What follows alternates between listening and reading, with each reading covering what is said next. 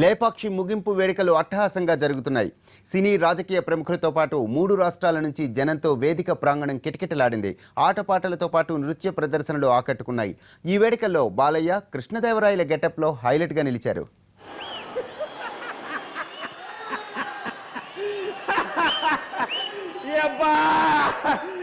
కన్ను మూసి తెలిసినంతనే కృష్ణదేవరాయలు కాదు, కృష్ణదేవరాయలు బొమ్మ వచ్చినది. ఏందదే బొమ్మ? సరిగ్గా చూడు, దెమ్మ తిరిగిపోద్ది. బొమ్మ కదులుతుంది.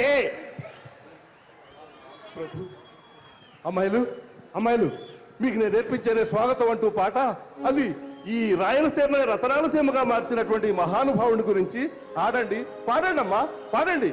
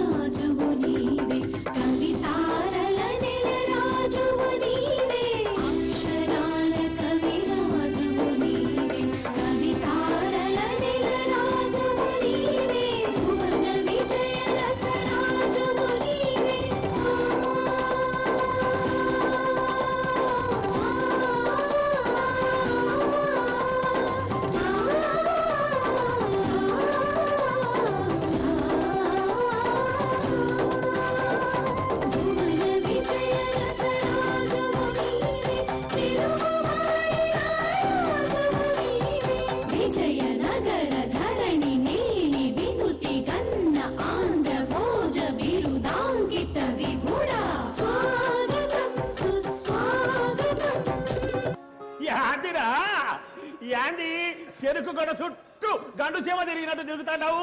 నువ్వాగా ఎందుకు అలా తిరుగుతున్నావు? నువ్వాగా నేను అడిగినా ఇది కరెక్ట్. ఎందుకు తిరుగుతున్నావు? నువ్వు అచ్చం మా అన్నగారి లాగుంటేను. అన్నగారా? అడ్గో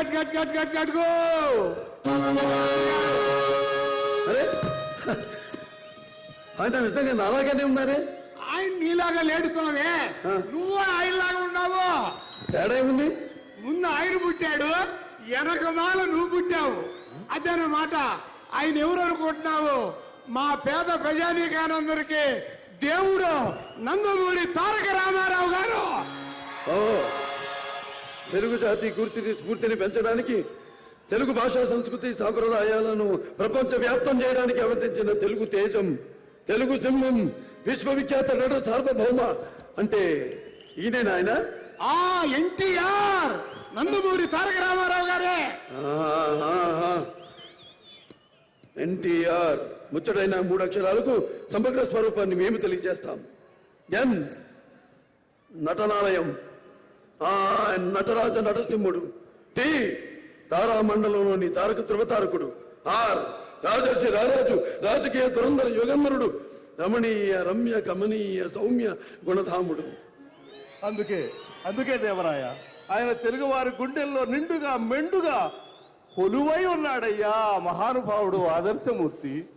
అవునండి, ఆ మహానుభావుడు ఈ హిందూపూర్ నియోజకవర్గంలో నిలబడి 1000 ఓట్లతో గెలిచాడు. ఆనాటి నుంచి ఈ హిందూపురాన్ని